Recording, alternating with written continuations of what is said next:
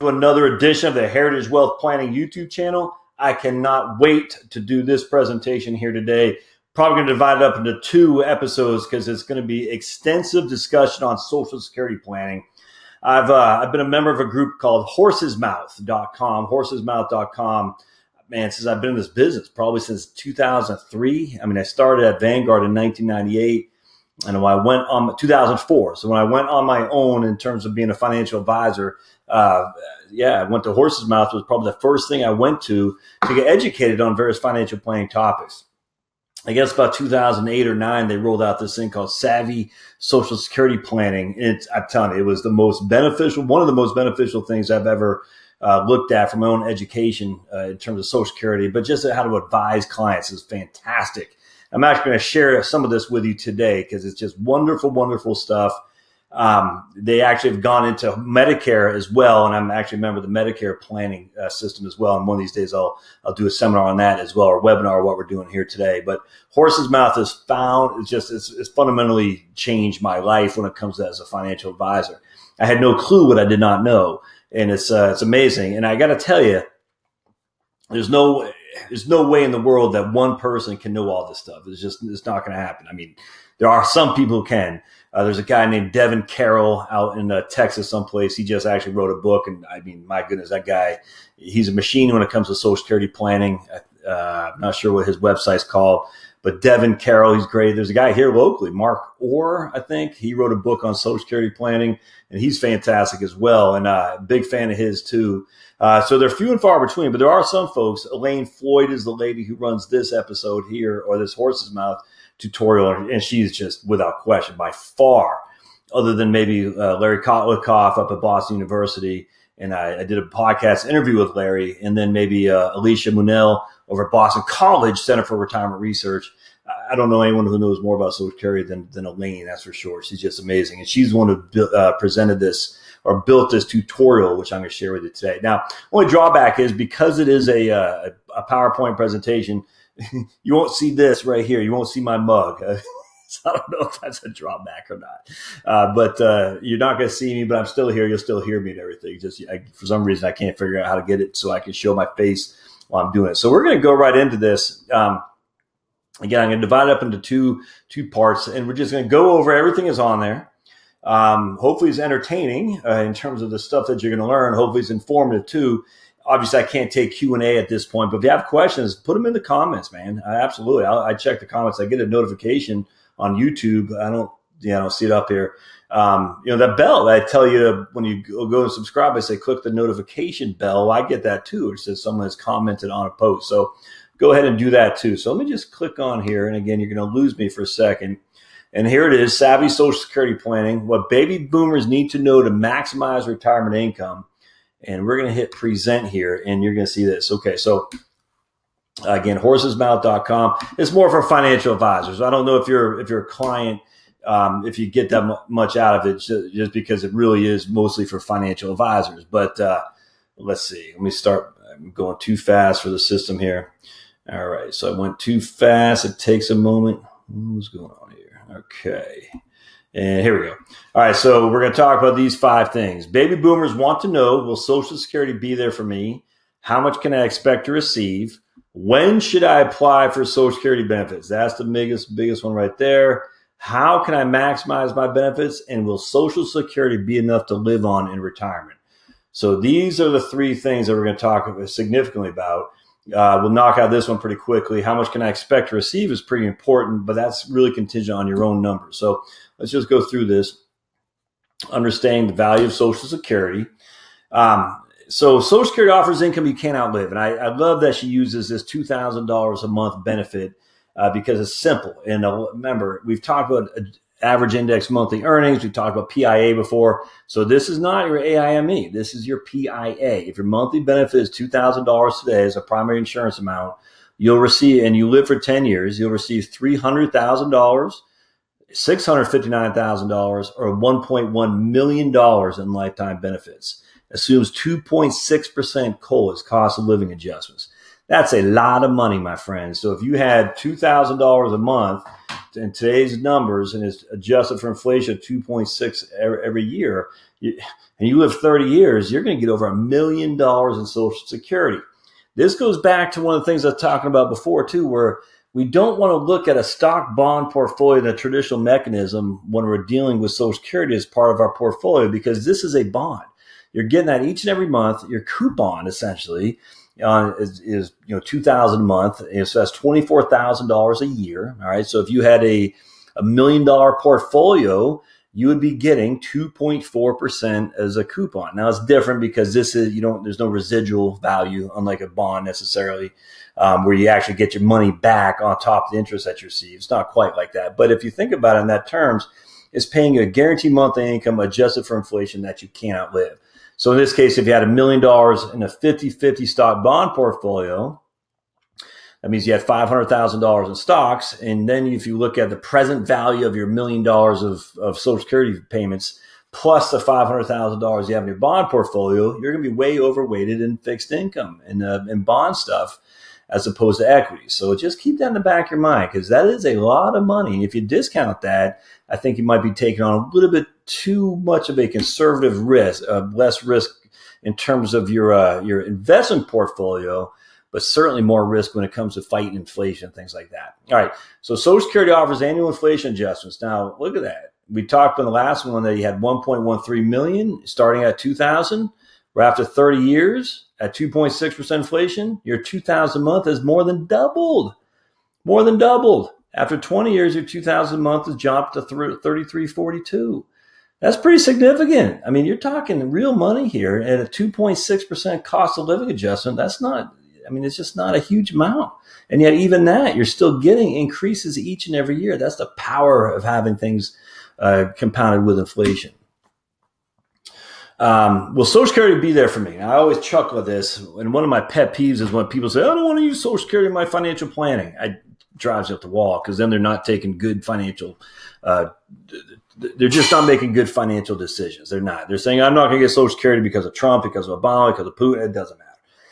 I say at the end of the day, you're going to get it. Now, you might not get a full dollar for dollar if you retire like me. In 2035 is when I'll be 65 years old. Under current system, I'll probably get 75 cents on a dollar. But that's if nothing is done. Just literally nothing is done. I will still get 75 cents on the dollar. So that's Social Security will be there for me. You can answer that explicitly in the affirmative. Now, they're going to means test it more. So if you're making more, you pay more into it, which will make it more solid and all that. But the idea you're not going to have Social Security is just silly. And I'm just telling you, don't go down that road when it comes to your financial planning, because you're going to lead you to make decisions that are incorrect with your money, especially with your taxes. And here we talk about the trust fund. They got almost $3 trillion as of 12/31/16. Trust fund balance, it's right here. Look at that. I mean, it actually went up a little bit from 2.84 to 2.89 trillion dollars. So a net increase of 44 billion in assets.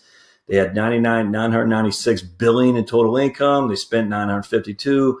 They got a net increase in assets of 44 billion. Now, what's going to happen is this will slowly become a negative. It'll be a deficit there as more and more people go into the system and less people are working. So this will be 996 billion. This will be 1.4 trillion or something like that. When that happens, that's where the Social Security Trust Fund will begin to dip into its principal. And that's the whole thing about the 75 cents on the dollar. But it won't be until we're 20 odd years from now. Right there, 2034. So it was going to fall to 75% into 2035. Now it's 77% in 2034. If nothing is done. All right. So just, again, it will be there. We don't know exactly how much will be there. A lot of people talk about some of the reforms, increased maximum earnings subject to Social Security tax. Yeah, I don't like that. That's a pretty significant tax hit on higher income people, and it makes them less inclined to support Social Security. And if you look at FDR, the reason he did not do that, because he wanted everyone to support Social Security. I'm not a big fan of that. I am a big fan of raising the normal retirement age. Absolutely. There's no reason to have the same retirement age as we did when FDR essentially put this out. It's stupid. So we got to raise it to 70. Not on current beneficiaries, certainly not on people who are going to retire in 10 years, but certainly if you're 40 years or younger, you can say we're going to raise the retirement age to 7 years old. That's not a bad deal. If you don't do that, you're not taking seriously the solvency of Social Security, the need for it to remain solvent, not by any stretch of imagination. Reduced cost of living adjustments and lower benefits for future retirees. Just raise the retirement age. People are living longer. Raise it. They're not taking Social Security for another 25, 30 years. They can contend with that for sure. I mean, they raised it on me. I was born in 1970. My full retirement age is 67. The bottom line for baby boomers, you're not likely to be affected by Social Security reform. That's just a fact. So, all right, we're going to be done with that because that's stop. We're done. Social Security reform is not going to affect you. You're going to get it, especially if you're looking at retirement, in the next couple of years. How much can I expect to receive? Now, I do like this one a lot, because it's how much you earned over your working career and the age you apply for benefits. This is your average index monthly earnings, AIME. That is going to give you your PIA, and your PIA will tell you how much you'll get based on the age in which you applied. Now, I talked about this quite a bit, but if your AIME, your average index monthly earnings, is wrong, then you're going to have a wrong number for your PIA, and those two things are critical. So at age 62, each year's earnings are tallied up and indexed for inflation. The highest 35 years are averaged. So again, you can continue to work now if you're in a high income, making decent money, and that'll reduce or they'll knock off some of your previous lower income earning years, which will actually give you an increase in your Social Security benefit, which we're going to talk about here later on this webinar. We talked about the 3 bend points. All right. The first $895, you'll get 90% of that as part of your Social Security benefit. The next $4,500, you're going to get 32% of that as your Social Security benefit. And anything above, I think it's $5,397, you're going to get 15% of that amount as part of your Social Security benefit. And again, what I like is benefits are increased each year by COLAs, cost of living adjustments, which I'm a big fan of, because that really just $2,000 a month today could be $4,300 a month in 30 years. That's a big deal. If that was not indexed for inflation, we'd have a lot more people in the dire straits. That's for sure. So here we go. Examples of the AIME. I've talked about this in previous episodes, but this is a guy or a lady, her average index monthly earnings is $99.37. The first $895 that she makes from her AIME, she's going to earn $805 in Social Security. The next $4,500 is times at 32%. She'll make $1,400 into her Social Security benefit, and then any amount above $4,500 is actually $4,500 plus that. So I guess again, it's $5,397 is she'll get $680. So if her AIME is $9,937, her PIA, the amount she'll get at full retirement age, is $2,927. So just keep that in the back of your mind. $2,927 if her AIME is $9,937. So what's that, a third roughly?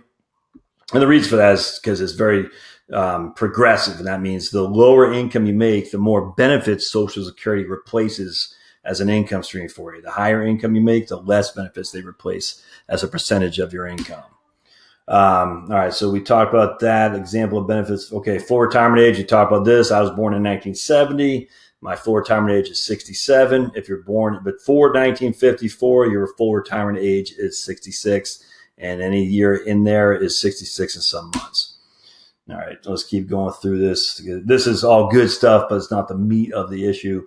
This one's important. What if I apply early? Remember your PIA. So the lady we talked about, her PIA was $2,900 a month. If she applies early, if her FRA, full retirement age, is 66, which means that she had to be born before 1954, it'll be 75%. So she'll get 75% of that $2,900 if she takes her benefits early. All right. If her full retirement age is 67, which means she was born after 1960, she'll get I went up too much. Hold on a second. I hit enter. There you go. She'll get 70% of that $2,900. So keep that in mind. If her FRA is 66, she'll get 75% of her PIA if she retires at the earliest or files at the earliest age. If our FRA is 67, like mine is, I'll get 70% of my PIA if I file for the benefits at the earliest age. All right. Now, on the other hand, if we both wait until we're, in this case, if her FRA is 66 and she waits until she's 70, that she'll get 32% more than that $2,900. So we get 2937, I think is what it was, 29 times 1.32, which means she's going to be getting almost $3,900 a month in Social Security benefits, my friends. By just simply waiting from 66 till 70 years old, she's going to be getting that. That's a significant amount, a third more. Now, me, on the other hand, if I wait until I'm 70, I'm only going to get 124%, which is still 24% is still pretty significant. That's a quarter more than I would have got if I filed at my full retirement age. So you might think that this is skewed against older or younger people because our FRA is 67 and the older people are 66. Well, we've also had an extra year of working as well with a higher income of work that has gone into the system, which means we get more credit for a higher year of working, potentially. So it's completely fair. So people say, it's not fair. It is fair. Absolutely fair. I do want to point this out. Estimate your retirement benefits. Go right there. SocialSecurity.gov, click on the estimate your retirement benefits. Because one thing I want to point out about all this stuff, it assumes you're going to work with your current income that you have today until you hit full retirement age of 66 or 67. And if you aren't going to work that same income, like I just quit my job to start this firm, my income's dropping like a brick in water, but my Social Security statement won't reflect that until next year. So if I want to know truly what my benefit is going to be based on my current income, I got to go in there and estimate my retirement benefits, or else I'm going to be way over optimistic on how much money I'm going to make for Social Security, because it's going to assume my income from the last year was what I'm going to make until I hit the age of 67. That's just not going to happen. All right.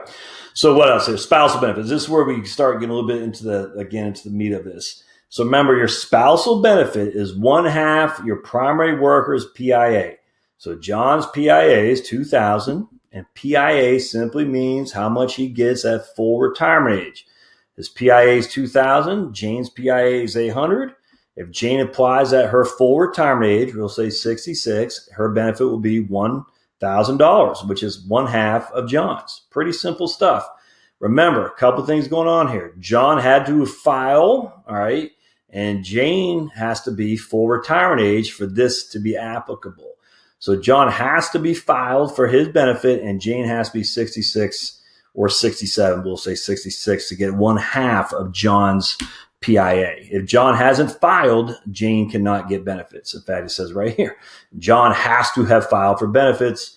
Spouse must be at least 62 for reduced benefit or 66 for full benefit. And right here is a kicker. There's no delayed credits on spousal benefit. So if your spousal benefit is less than, if your own benefit is, what I'm saying is get your spousal benefit at 66. No reason to wait for your spousal benefit until you're 67, 68, 69, or 70. You're not getting any benefits for that. So if you hit 66 and your spousal benefit is more than your own benefit, then go ahead and take it at 66. There's no reason not to, simply because you're not getting delayed earnings credits on your spousal benefit. Now, this is a critical thing. You can still file a restricted application if you're born before January 2nd, 1954. So that simply means you go into the Social Security, you say you're going to file for your spousal benefit. Again, John has had to file and be receiving benefits. You file for your spouse's benefit and restrict your own benefit in order that you can allow your own benefit to grow with delayed earnings credits. You can't do that if you're born January 2nd, 1954 or beyond. You can only do that if you're born before January 2nd, 1954. A restricted application. I cannot stress that enough. If you were born then, in that lucky time, you go down there and you say, I'm 66, full retirement age. My spouse is taking benefits. I want to file for on his record for my spousal benefit, which would be 1/2 of his. And I want to restrict my own application so that way I can continue to earn the delayed earnings credits and get that 8% a year increase. Critically important to understand how that works. Oh, divorced spouse benefits too. I'm telling you, a lot of divorce. My biggest YouTube video is by far on divorcee benefits for Social Security. It's actually amazing. So there's something hitting there that needs to be addressed. Your marriage had to last for 10 years. Person receiving divorce benefits is currently unmarried. My wife and I divorced. We were married for more than 10 years. As long as I'm filing for my benefits based on her record as a divorcee, I can't be married. I'm currently not married. I'm at least 62 years old. You got to be 62, just like regular benefits. And if the divorce was more than 2 years ago, I do not need for my wife to be taking benefits. This is critical. If we just got divorced yesterday and she is not taking benefits, I cannot take my benefits. I can only take my benefits if she is on the filing and taking benefits today, unless we were divorced more than 2 years ago. So if we were divorced more than 2 years ago, then it doesn't matter if she's taking benefits or not. A lot going on there. So just kind of put that in the back of your mind. If you're divorced, there's a couple of things. Just remember, it got to be 10 years. You got to be over 62. You can't be married right now. And your divorce, if it's more than 2 years ago, it's not contingent on your ex-spouse. If your divorce was less than 2 years ago, it's contingent on your ex-spouse taking benefits today. So just keep that in the back of your mind. Interesting thing is more than one ex-spouse can receive benefits off the same worker's record. I forgot who it was, but there's a Linda Taylor or something like that. There's somebody who's been married a bunch of times. Who was that? I was just reading about somebody who's been married a bunch of times. And as long as each marriage was 10 years, ex-spouses can take benefits on that worker's record. Benefits paid to one do not affect the benefits to the other. Divorced spouse benefits stop upon remarriage. Okay, stop upon remarriage of me, the ex-spouse, not on the primary worker. So just keep that in the back of your mind. Divorce benefits stop upon the remarriage of me, filing for my ex-spouse's benefits, not on that guy or that lady who were found on. So just keep that in your mind. Well, let's see. So if I'm married and my wife we divorced, and I'm claiming benefits off of her record, if she gets remarried, it doesn't affect me. If I get remarried, then my benefits stop. Let me just be very clear there. All right. A couple more minutes here, and then we'll take a break and come back with part two. Survivor benefits. Now, this is different than spousal. I've talked about it before in a couple of videos, but remember, if survivor benefit will depend on the age at which the deceased spouse originally claimed his benefit. So if I die and I had claimed before my full retirement age, i.e. I claimed before I was 66, or in my case 67, my wife's benefit will be limited to the higher of my benefit or 82.5% of my primary insurance amount. So if I claimed early, then I claimed a reduced benefit because I claimed before FRA. My wife, Charlotte, will either get what I had, which is reduced from my PIA, or 82.5% of my PIA, whichever is more. So that's pretty interesting. So just remember that if I file early, my wife will not get my full benefit in terms of my primary insurance amount. She won't. She'll get the full benefit solely based on when I filed, not my PIA. Another reason to consider waiting to filing until at least you hit your full retirement age for spousal benefits. Now, the age at which the widow claims the survivor benefit, if she claims before her FRA, so now this is the widow, my wife Charlotte, she's before 66 or 67, her survivor benefit will be a fraction of the original benefit. She can claim it at 60, and her PIA will be 71.5, or her benefit will be 71.5% of my PIA. She'll get more and more each and every year until she hits 66 at her full retirement age, or 67 again. Now, if she claims that her FRA, her benefit will be equal to 100% of whatever I am making at that point. So if I was making $3,000 a month and she claims that 66, that's what her benefit will be. A lot going on there. All I got to say is for survivor benefits, if you are concerned about your surviving spouse, you do not want to file early. There's just no other way around that. All right, so let's see. If spouse dies while both are receiving benefit, widower may switch to the higher benefit. So I love this example. Joe and Julie are married. Both are over full retirement age. Joe's benefit is $2,000. Julie's benefit is $1,200. Joe gets hit by a bus. Julie notifies Social Security, and her benefit of $1,200 is replaced with Joe's benefit of $2,000 because they're both over full retirement age. Pretty cut and dry there. Survivor benefits, example of early claiming. Joe and Julie are married. Joe's PIA, again, PIA, I'm going to make this tattooed on your brain, is about he gets at full retirement age, so 66. Joe files for Social Security at 62 because his full retirement age is 66. His benefit is 75% of $2,000. If he filed for full retirement age when it's 67, I forgot, I think it's 70% of $2,000. But obviously, because it's 75% of his PIA, that means his FRA is 66. So because of that, he'll get $1,500 a month. Joe gets hit by a bus. Julie's survivor benefit will depend on when she claims. If she claims her benefit at 66 or later, her benefit will be 82.5% of Joe's $2,000 PIA, which is $1,650. It would be no less than $1,650. All right. So you'd think she'd only get $1,500 because that's what Joe was getting. No, it'll be 82.5% of the $2,000 a month that Joe is getting. Because she filed at her FRA. Now, Joe filed early.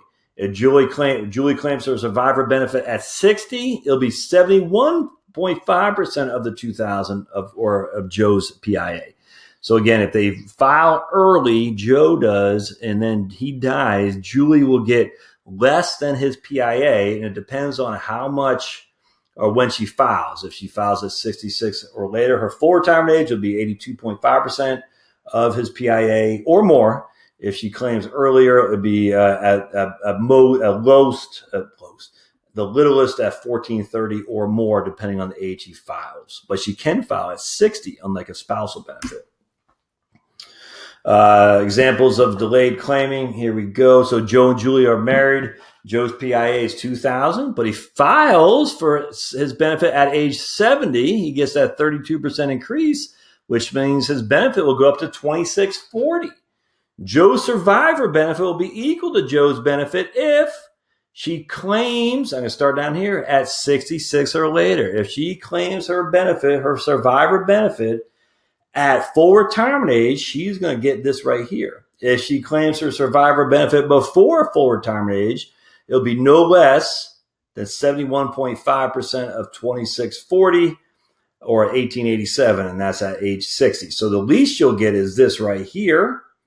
The most you'll get is this right here. Now, the interesting thing is Julie can take her own benefit early. It'll be reduced because she's taking it early, but then go file for her survivor benefit at full retirement age and get this amount right there, $2,640, because a survivor benefit and her own benefit are two separate different things when it comes when to file. So in this case, Julie should take her own benefit early, it'd be reduced, and take that until she's 66, and then she'll leave her own benefit on the table, and she'll step into Joe's full benefit with a delayed earnings credit. It's a pretty good strategy.